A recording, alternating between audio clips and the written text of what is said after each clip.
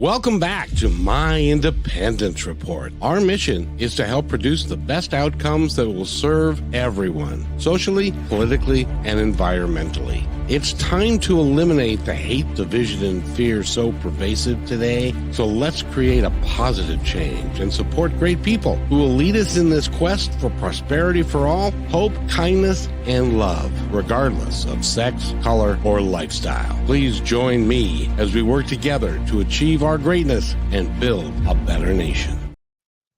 And we are here on My Independence Report, and we have a great guest for you today.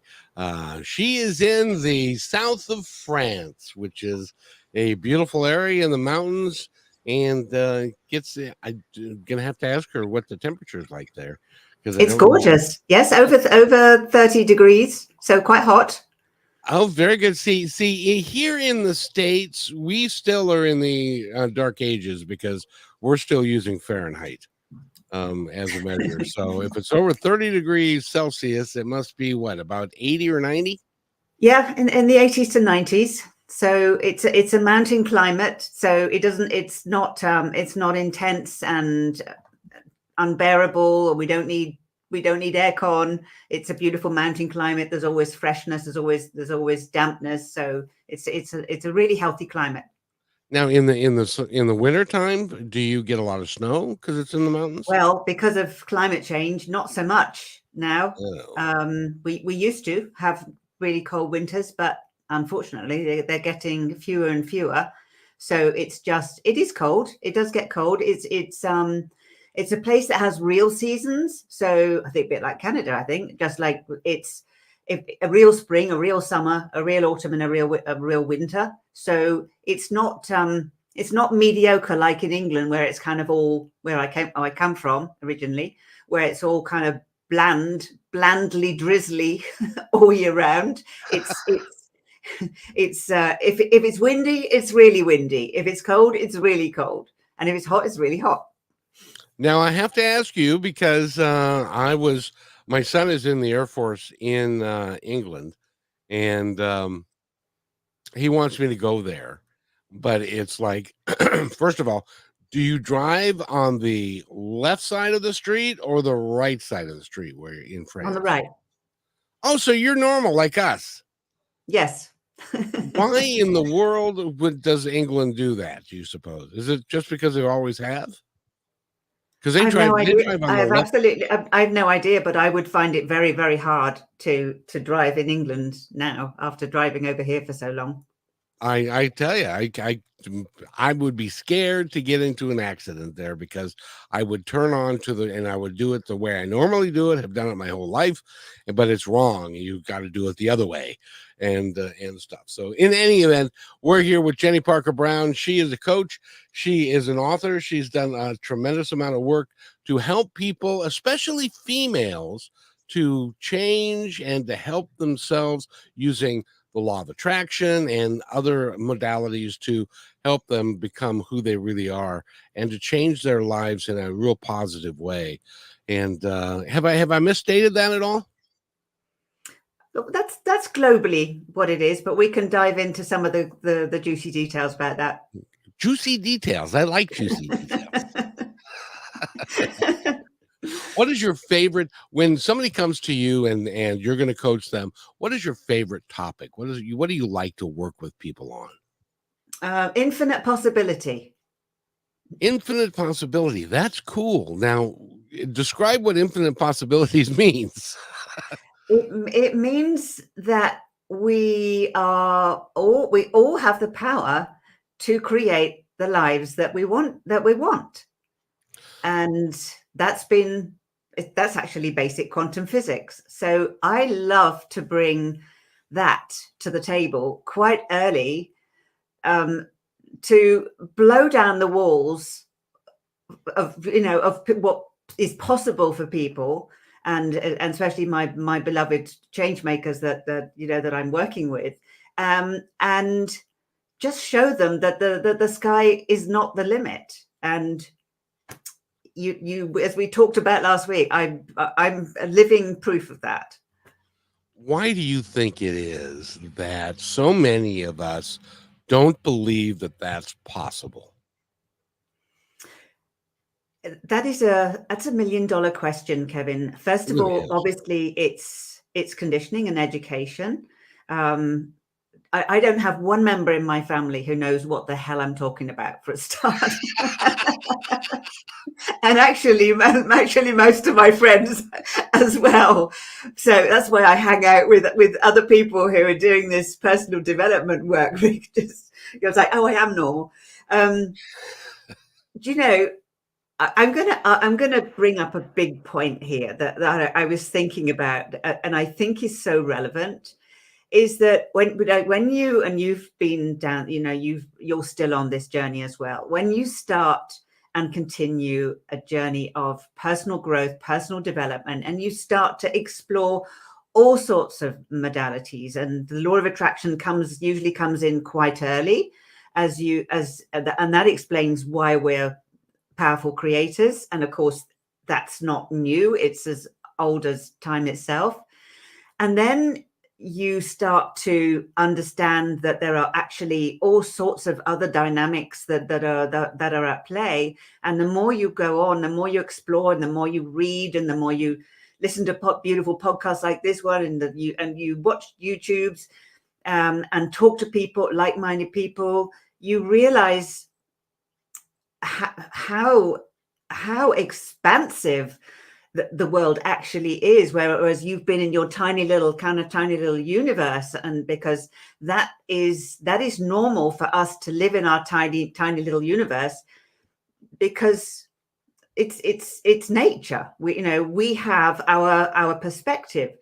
But then when you start to get into the quantum physics part of it, and the scientific bases for all the mystical phenomena, you realize that it's actually just part of the way that the universe works. And I just have to reference those incredible Titan leaders of Joe Dispenza and Bruce Lipton and Greg Braden, and there's so many others, and there's a lot of new underground guys coming up now, and women as well. I mean, hundreds and hundreds and hundreds of leaders who have proved, and scientists like Haramain. Yes, I've forgotten what his forename is now. Haramain. Just so much science to underline the nature of our universe and how the universe works. So it's a complete and utter mystery to me why this science, which is superseding Newtonian and science, has not come more into mainstream awareness yet. And certainly why the heck it isn't in mainstream politics and government and all of that stuff. I don't want to get into that because I am not a politician. I know absolutely nothing about politics whatsoever. But the question that I've been asking myself all these years, as I understand the infinite nature of the universe and the beautiful magical world in which we live in, is why don't more people know about this? And so it depends on us to do exactly what we're doing and come together and share it, and then encourage people to do their own reading and their own research and find out for themselves, because Mr. Google will have every single answer for you. You only have to be open-minded enough to just go out there and say, what else is possible for my life? And this is a beautiful question, is to get out of the conditioning that we've had societally, parentally, generationally, is to explode those boxes. We have to start by saying, what else is possible for me first? What else is possible for my life? And when you ask that question, like the universe will answer in some way. Like things happen because suddenly you've shifted that fixed perspective. And that, for me, Kevin, is the beginning of freedom. I couldn't agree more. One of the important moments of my life was, I'd been in sales and management and all that stuff. But the important part for me was, why am I really here? There's got to be more than what I've been told.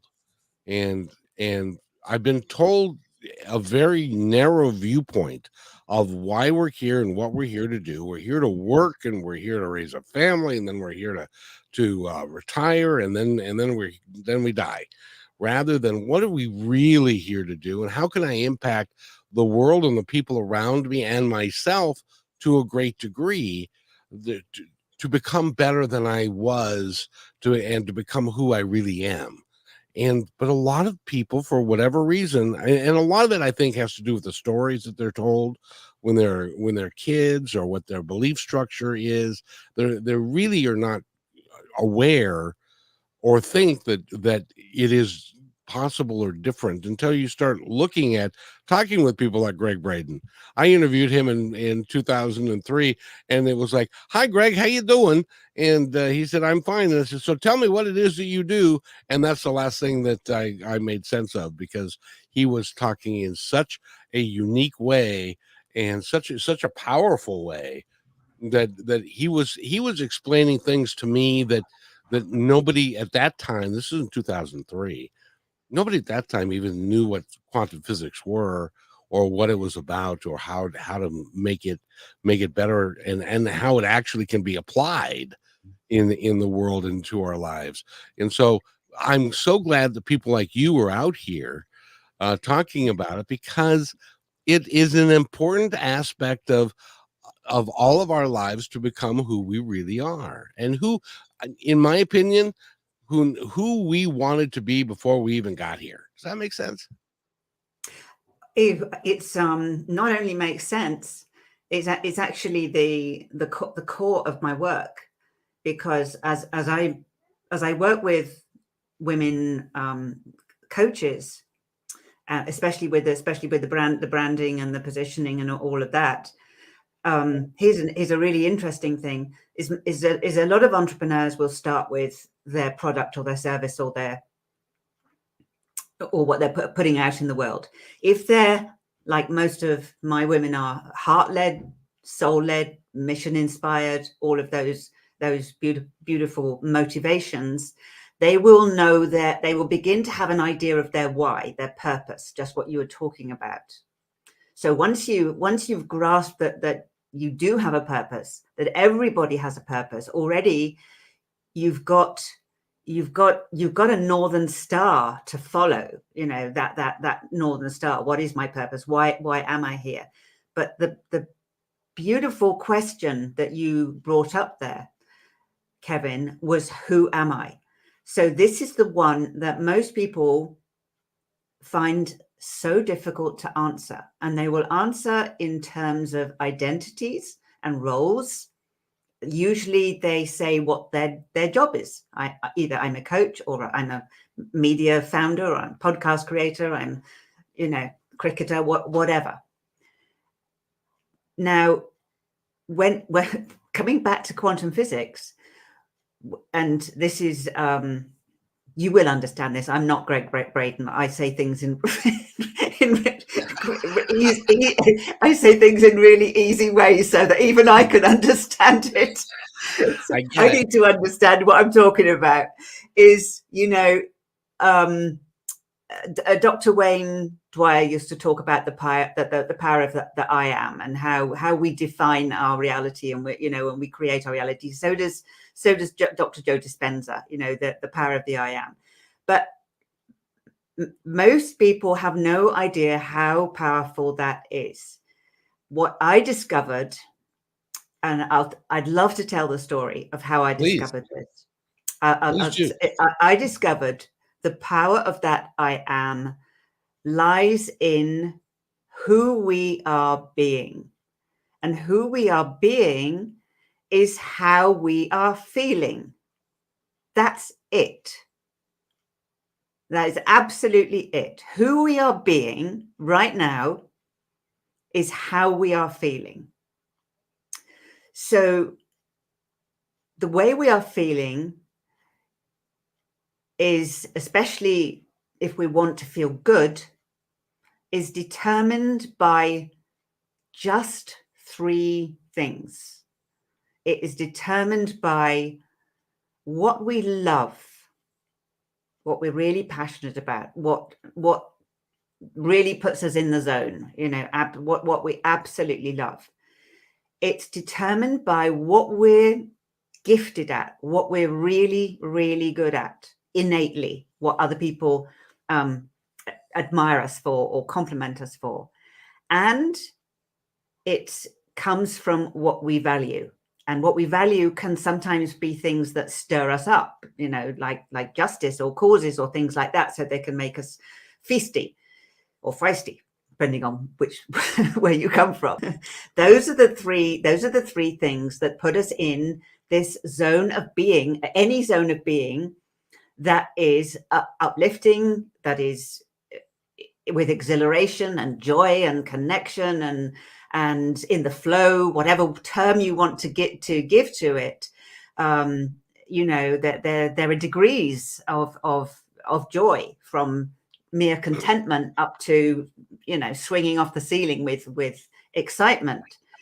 But those are, I like that. I like swinging on the ceiling with excitement. I'm a ceiling swinger. So those three things are the portals. So who you are either being, something that is one of those experiences, or you're being the opposite, the polarity, somewhere near the negative, not being optimistic, or just being this word I love, languishing. I'm languishing. I am languishing. You say I'm languishing. I am depressed. Well, if you say I am depressed, then you are absolutely talking your depression into being. So that's the way it works. Now, I discovered this through an absolutely amazing story. And it happened as a culmination of a big dream that I'd had, that I told you about the other day, for 12 years, that I wanted to work with horses or do dancing, be a dancer. And it was when I came to France that I discovered that horse dancing was actually a thing. And I'm like, I'm home, just like I'm home. So I set to and learned how to be a professional horse dancer. So that was a performer, really. It's art and music and costumes and lights and beautiful arenas Very pretty. With it.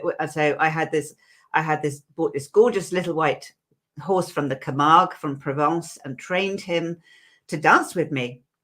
And one night I was part of a troupe. We were in the Côte d'Azur, a night like tonight, blue sky, cicadas, nightingales, just absolutely beautiful, still Mediterranean night. And I'd had to replace the head of the troupe that night because her horse was injured. And she said, Jenny, you're going to do it tonight with Polly. So it was my horse. You're going to take my place tonight. And I said, I can't possibly take your place. Like, you've been training forever to do this. And she said, you will take my place. The show has to go on. You are going to do it.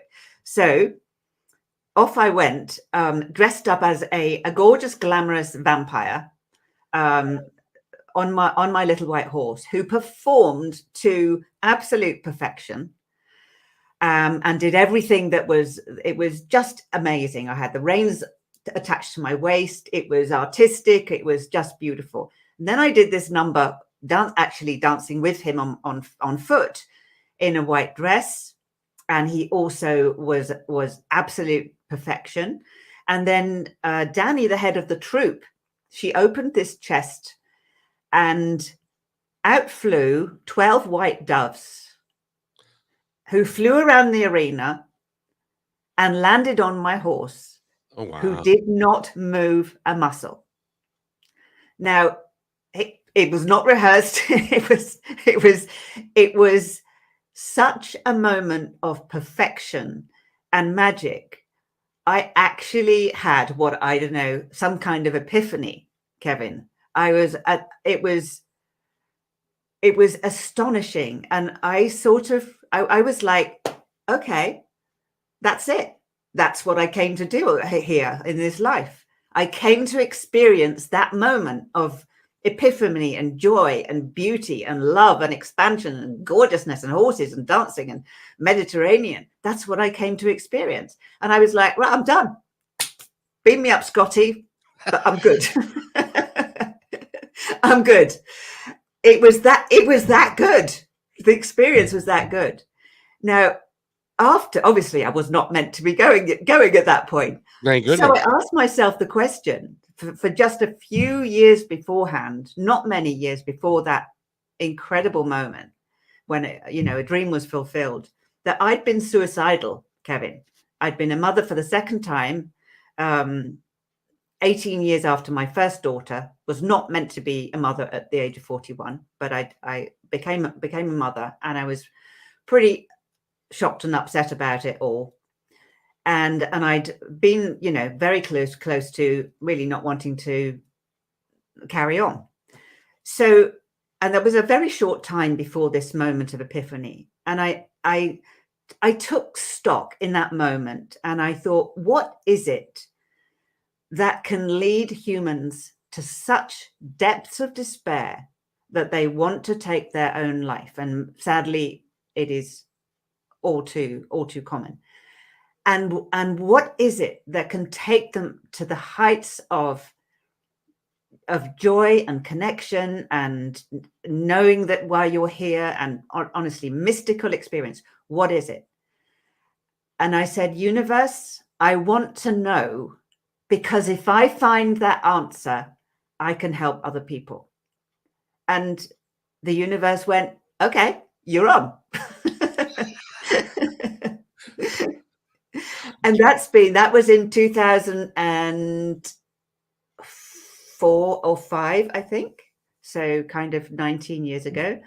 And that's been my quest ever since, is how can I help other people know that they can turn around from, what seems to be the blackest, grimmest picture of their life that they can have, to what, my dream sounds like Pollyanna. It sounds like I made it up. It sounds like something on Netflix, but it was real.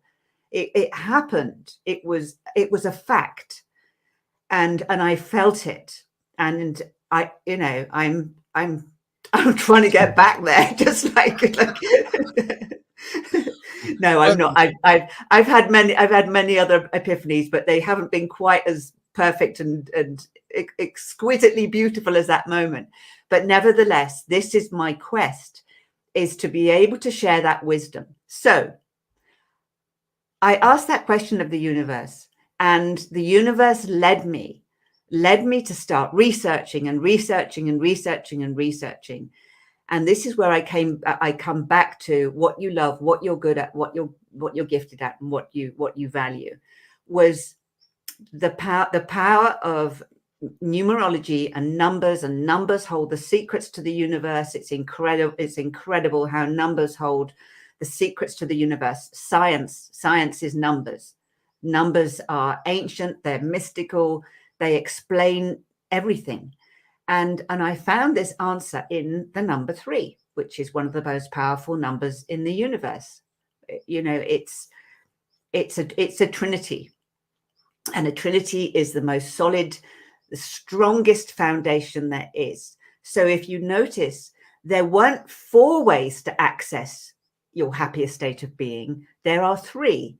There are degrees of love. There are degrees of gifts. There are degrees of values.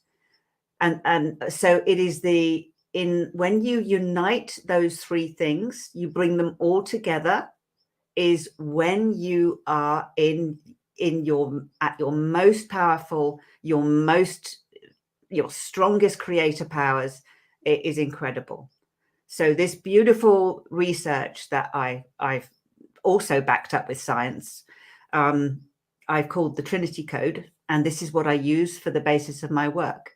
And I know that sounds incredibly far out there, but well, not to me, not to me, because see, I firmly believe now there was a point in time in my life. Well, first of all, let me back up a little bit, and that is, and I agree with you like 10,000%, because we all are special. We all have our gifts. Our gifts are different for each one of us, and we pick those gifts before we even got here. And because we decided this is what I want to do, this is what I want to learn while I'm here this time. And so they provide us with a blueprint on how to get that done. Now, we also have free will. So as we get here and people say you're not so great and this happens and you have a marriage that fails or another thing happens and you don't feel very good about yourself, when you reach a conclusion and when you reach a period of time when you say, all right, and this is exactly what happened to you. All right, universe, I'm ready. I want to know what's going on. And see, the universe, I think you'd said that before, because one of the reasons you got to France, you didn't even know about horse dancing before you got to France, but it was a really important thing. And the universe was saying, all right, this is what we're going to do. We're going to take her, and we are going to take Jenny, and we are going to take her to France, and then she's going to learn about the horses, and it's going to be a one step thing after another for you to live the life that can then be of service to others because of what you're doing. And it was all predestined by you before you even got here, with the help of guides and angels and the universe and whoever you believe is out there. I believe that's how it works. That's how we ended up doing 1,300 shows. It was a complete surprise when I started doing this, but I wanted to know what I could do to contribute. And so it is. So once you ask that question, what else is possible for me? The universe will say, okay, are you ready? Are you ready to know what else is possible? Are you sure you want to go down this road? That's right. Sit down. We're going to make a list. We're going to organize it. Yeah. You just get out the way. That's right. And I firmly believe that there's a whole group of them on the other side that are saying, oh, good, finally, she's letting us do what we all agreed before she even was born, what we wanted to do together.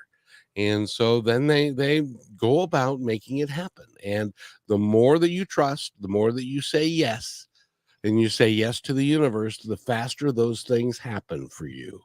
And they come along. Does that mean that your life is Pollyanna and just perfect every moment of every day after that? No, that's not what life is. Life can be challenging and stuff, but you're moving in the right direction. Do you agree with that? Absolutely. Yeah, there's life is lifey, Hey, you know what? That's a bumper sticker. I want to put that on a bumper sticker. Life is lifey. Bodies are messy. Relationships are tricky. The world's quite hard to navigate at the moment. So, but the magic that you just talked about is always there. It never sleeps. It's always watching. Yep. It's always listening. And so it comes back to, you mentioned it so beautifully. It's predestined. I don't know if it's predestined. Probably the way that everything kind of worked out. And I went, I actually got to horse dance. But so probably the way that there was one step and then another step and another step and another step of impossible little circumstances that all add up. I mean, if it's not magic, I just don't know what is. But that's when we hold to who our I am is.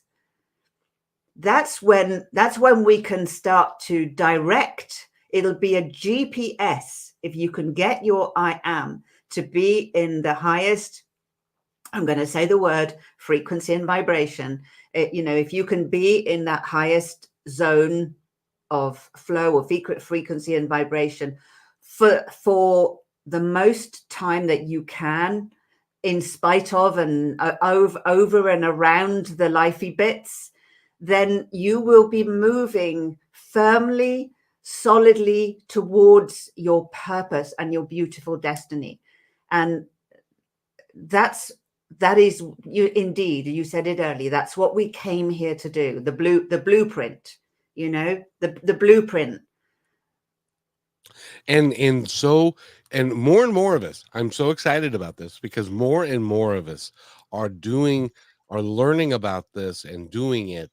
And because of that, their lives are changing in a dramatic way, and they're able to then turn around and help other people. And that's how this happens. This is a one person at a time thing, because it's not something that, and yes, there are guys, that can be in front of 5,000 people and can get some folks that, but to really get down to the depths of it, you need a coach.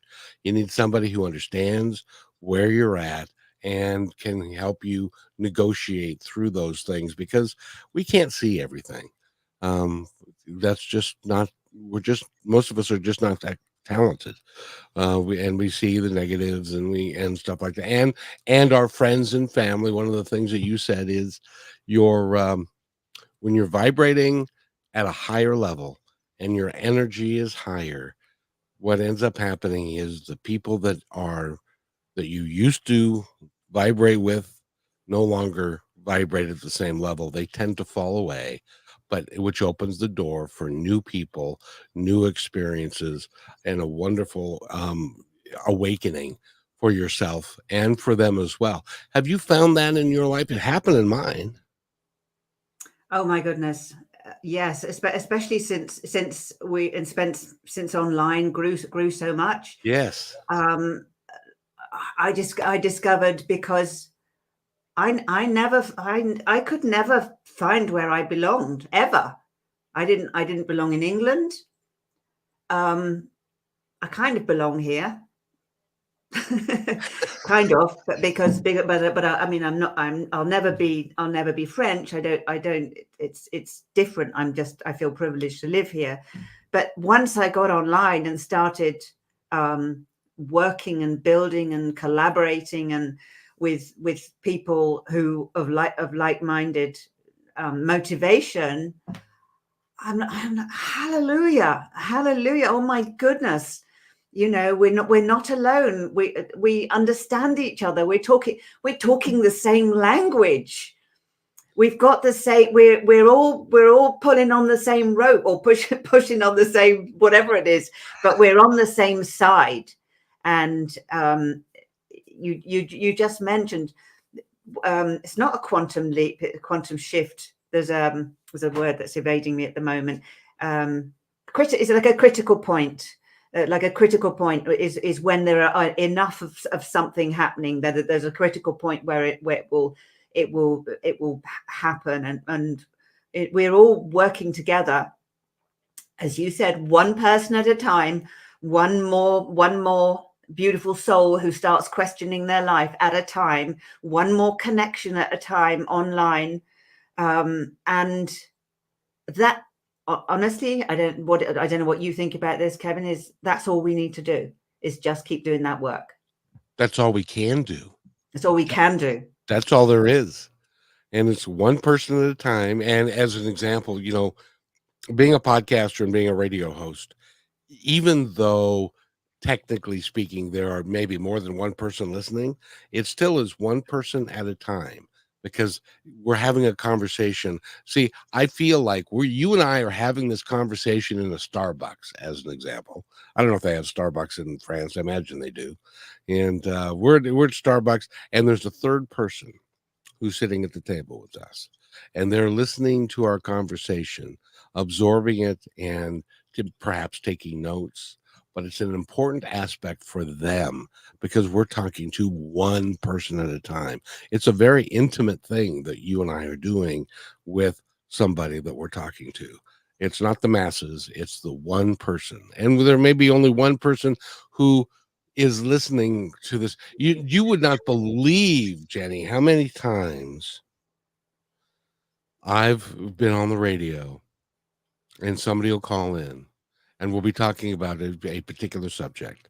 And they'll say, I was just tuning the dial. I've never listened to this show before. I've never listened to this station before, but I stopped and listened, and you were talking about the exact thing that I've been thinking about all day. And so they were brought to, I don't know how the universe does this. That's pretty remarkable, isn't it? But they do it, and so that people can then get in touch with what they're needing at that particular moment in time. It really is a beautiful thing that you and I get an opportunity to do, and you go so much deeper when you do your coaching with people, because you can help them get through that the messiness of life. What do you call it? Lifey? When life gets lifey. Yeah, the messiness of lifey. I like that. Lifiness. Lifiness, and it's important. The work that you're doing is so important. Are you finding, as you go down the road a little bit, that more and more people are being influenced, and the network of folks that you are in touch with is getting bigger and bigger? Oh yes, absolutely. It's really interesting because I started really getting into this space in 2011-12. It was the beginning of when personal development and business were really converging online. So it was the kind of beginning time of the super guru and and the big major influencers talking about, and how they brought that they were bringing together the success and personal development, and it was all converging, and that was right in the beginning. And now there are so many versions of that. There's a version of that for every taste, for every person, for every interest, for every budget. Like for every creed, for everybody, there's a version of that for everybody. So technology has played its part. This thing that we often cuss and we get frustrated with, and or we depend on, or we get fed up of. It's actually playing a part, in the whole universe, this whole universal puzzle of our evolution. Obviously, technology is playing a massive part in that, and it blows my mind every day when I have a thought. I just have a thought. Well, I want to know that fact, or I need to know more about that, and just Google it, and all of a sudden I've got more information. I'm more informed. I'm more educated. I can do something better, or something different, or I'm more informed to what I'm going to do next. Now you just multiply that by billions, and it's mind-blowing. So you especially with organizations like KM Media are using the technology available to affect this quantum shift. And so I see everywhere some amazing leaders emerging, just with different perspectives and different ideas and different visions, or even different ways of coming to the same conclusions. I've honestly, you and I are boomers, aren't we? Oh yes. Boomers and proud. You've been boomers around and proud. Yeah, boomers and proud. But I would say that I don't think there's ever been such an exciting time to be alive. So conversely to what everybody thinks is the world's doomed and everything is going to pot, and it's all gloom and doom, and on the contrary, when I look around and I marvel at the people that I collaborate with and what they're doing, I think I have never been. I am so privileged, so grateful to be alive at this time and a part of this great shift. I'll even take it one step further. And I think that you planned on being here at this time because of what's happening now. Do you know that is so funny. If anybody, when I was a little girl, quite shy, very discreet, very well behaved, if anybody had told me that I was going to walk in the shoes of a visionary and be doing this kind of work, I just wouldn't have understood. I certainly wouldn't have believed it.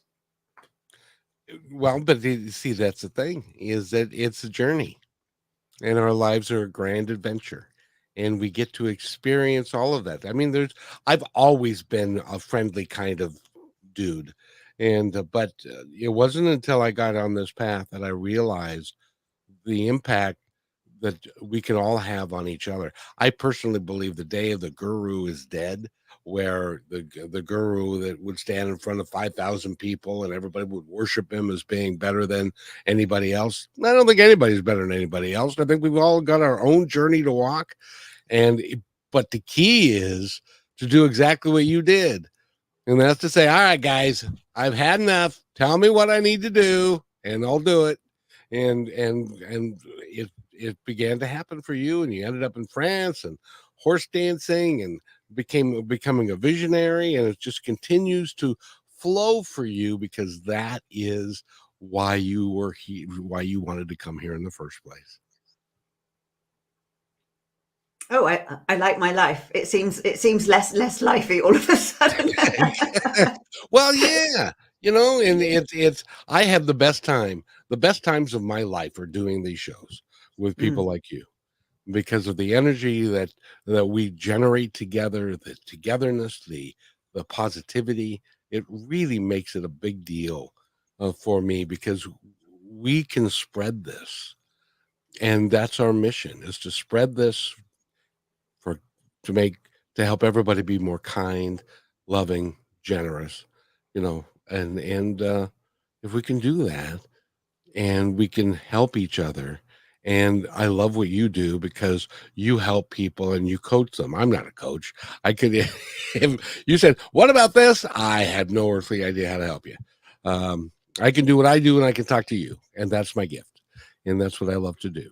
And so it's what you do. And yeah, there you go. You see, it's you love it, you're good at it, and you value it highly. So that is where your zone of genius is. That's where your genius and your superpowers lie. And that's anybody who can combine those three things together is where their genius and their superpowers lie.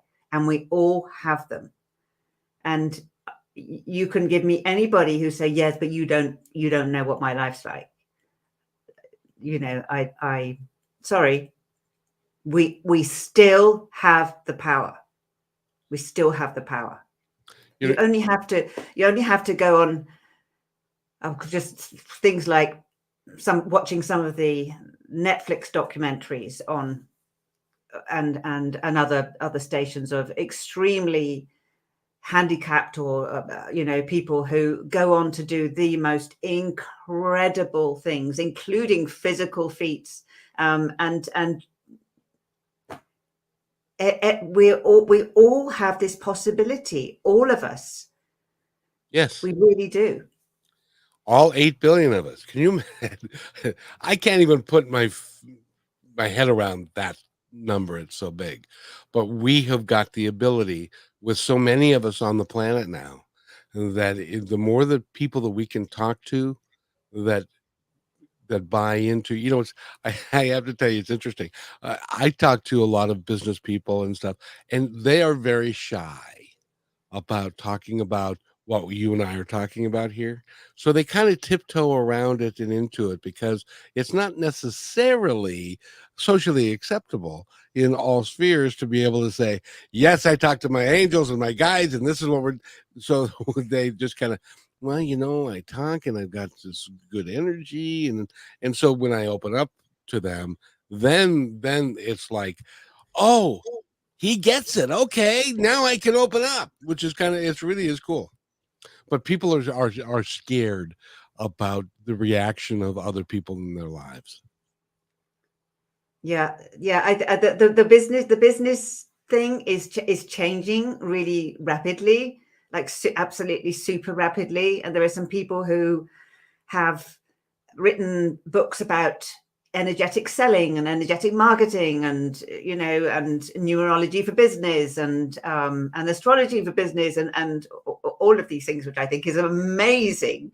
And so again, there is the convergence is still happening. We want these.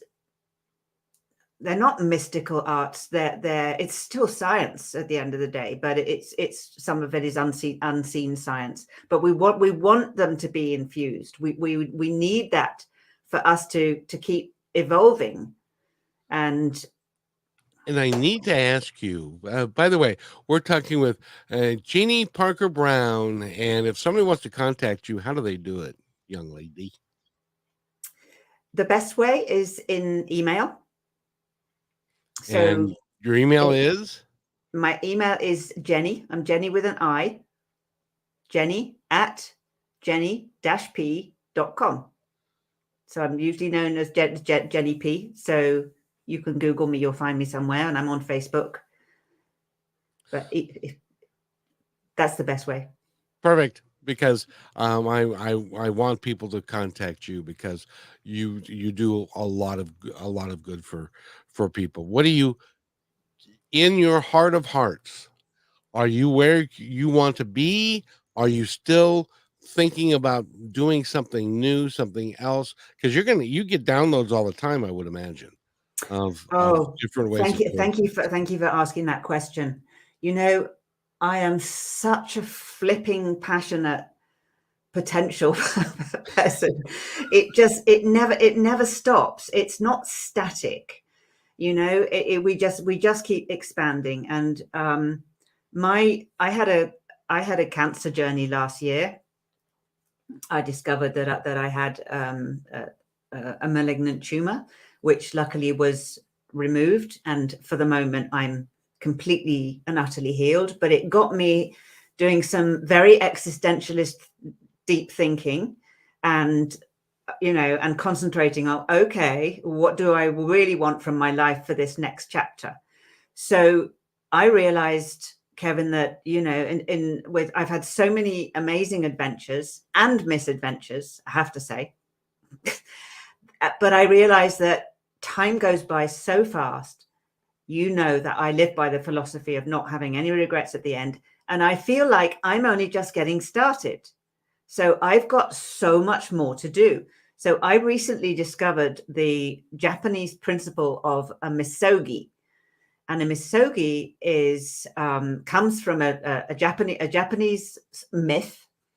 It's a kind of meeting your demons type of story, like a rite of passage. And I discovered this, and I thought, I haven't done anything sort of really, really, really hard for a long time. In fact, and I thought, okay, I think I just got a little bit complacent, even a little bit, a little bit blah. So I suddenly thought, right, I'm going to give myself a misogi, or three, just like so. Because the point about the misogi is it stretches you. It has to be really, really hard. I want to be stretched. If I, like I don't have a mentor like mentoring me to go further, like the Olympic champions do. We've got to do it for ourselves. So I'm going to give myself a regular misogi nothing too scary, but nevertheless enough to put me outside of my comfort zone so that I keep growing. For me at the moment in this next chapter, Kevin, it's physical, because I have been blessed with a lot of physical capabilities that I've still not really got to the, what I'm capable of. And I know I'm capable of so much more. We do mountaineerings. We go up mountains, my partner and I, and I run and I keep well, for good maintenance. But I want to do something. I don't want to go up Everest. I don't want to do anything, I don't want to do anything reckless. I'm not reckless, but I do want to keep growing. So for me, this next chapter is partly the way that my business has shifted, is being able to help more women entrepreneurs have visibility and limelight and positioning and messaging, and for people to find them and to know them, so that they can help more people. And for me to really push myself in the physical domain, I absolutely need that. So that's a great question. It's really where I am. So describe what Misogi? Misogi. Describe what that is, and how difficult it is to do. Well, you choose your own misogi, in actual fact. Like everybody, like somebody's misogi could be speaking on a stage. Just, something that is absolutely petrifying for them. Something that they know that if they want to go forward, that they've got to get over it. So you actually choose your own misogi. Whatever seems to be the most terrifying. There are two rules to a misogi. Is one, make it really hard, and the other rule is don't die, and that's it. Yes, and I found this in an amazing book that I highly recommend to the listeners, by Michael Easter, called The Comfort Crisis. And it is about how we've got way too comfortable in our lovely leisurely lives, and we have technology at our fingertips and everything's cushy for most of us, and how we really need to connect with our primal abilities of instinct and survival and all of those things, and just get back in touch with nature, just really get back in touch with nature.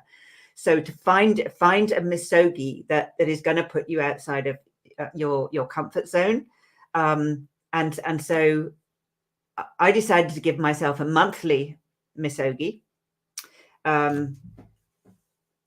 Well, actually, I did a couple last month. One of them was, we have this beautiful former railway line that runs from town to town, and it's now a green way. It's for cyclists and riders and walkers and everything. And I just decided, I've done little bits of it. It's 33 kilometers, I think it is, or 38 kilometers. And I just decided one Sunday that I was going to walk it, and I didn't even know if I could walk 38 kilometers on a Sunday, just like that. Or I was going to walk it. I was going to run, and I did it.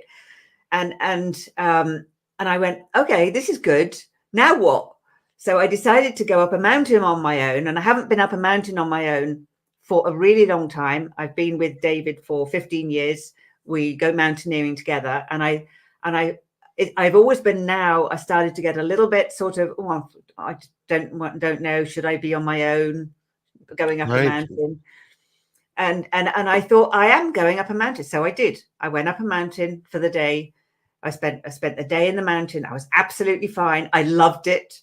So you start with one misogi, and then you can make them more and more badass. Just like you can you can upgrade your level of badassery in your misogis. But it's about growing, it's about stretching ourselves and growing. Because if we don't, if I can leave anything with the listeners, is not to let one day go past where you don't feel that you've grown in some areas, that you've grown in some area, because a day is a 4,000th of a life. Yeah. Yeah. And every day is important. And every day is important. Yes. By the way, we've been talking with Jenni Parker Brown, and you can go to her do you want them to go to your website or to your email? Yes, absolutely. They can see everything I've talked about is true. And what's the website? I didn't make it up, which is brandissima.co. So it's Brandissima is one word, brand, and then Issima, ISSIMA.co. That's it, brandissima.co. And you can learn all about what she's talking about, the law of attraction and other energetic modalities, and I'm probably NLP and all kinds of different things that you do to help people help themselves. Because that's the cool thing, is that you can't help anybody, Jenni. You just can't. But what you can do is you can help people help themselves, and to show them there is a better way. There's a new way that they may have not considered, and that is beyond powerful. And I want to thank you for being here. You are awesome. I really enjoy having you on the show, and you're gonna have to come back, and we get to do this again. Will you do that? Oh yes, please. I can talk about my misogis. Yeah, mine would be like, okay, go buy a snake and put it in your house, and it's like, no, you kidding me? There's not a prayer that I would do that, but it is important that you continue to stretch yourself, and to continue the road that you're on. This is a journey, not a destination. The only time it's a destination is when you look at the bottom of your foot and your expiration date is on it, and it happens to be today. Other than that, you're on a journey, and you continue to uplift yourself and those around you by the things that you do, whether it be, I don't know, drive a bus for a living, or become a visionary, or write a book, or whatever it is you want to do. Just as there's a company in the United States, Nike. I know that you probably know Nike, and they say, just do it. Just put on your big boy pants or your big girl pants and stitch them up, and just go do it. That would be my advice. What do you give us one last nugget that people can take with them? Yeah, I've got a client. I've got a beautiful client who's going through all of my work, and she says she's American, and she's moved to Cornwall in England. She says, "We're doing it." She says, "We're doing it." So we just say that, like, we're doing it. Just do it. We're doing it. That's it. That's it. And you will find a level of happiness that you may not have ever experienced before. I'll just leave you my very, very, very, very last one. This is Jenni wisdom. Is show up as your highest self every day, and your highest life will meet you there. Show up as your highest self every day, and your highest life will meet you there. With bells on. With bells on. Absolutely. Jenni Parker Brown has been our guest, and I want to thank you for being here. And Google her, find her, work with her. She's awesome. And maybe she'll invite you over to her house to have dinner. It's in France, so it might be a fun time. So in any event, probably not. She's looking at me like, what? Jenni, thank you so much for being here. Thank you so much for this opportunity. It's been such we could talk for hours. Oh, we could. We really could, but I want to honor your time. It's the beginning, it's the end of your day. So it's time for you to have, a cup of tea or something else, and calm down and get ready for tomorrow, because tomorrow's another grand adventure. Indeed. So thank you, Jenni, and you have an awesome day. And by the way, everybody, this is my Independence Report. you can go to myindependencereport.com, find out all kinds of stuff about us, or YouTube. And I really appreciate the fact that people are listening, and we are reinvigorating My Independence Report. So I'll be watching for more episodes as we go down the road. But thank you so much, my dear, and you have a great day. Thank you so much. Hey, thanks for joining us on My Independence Report. Please like and subscribe. And more importantly, tell everyone you know that a new show is in town, and we mean to make the world a better place. And remember, be kind to one another, because each other's all we've got.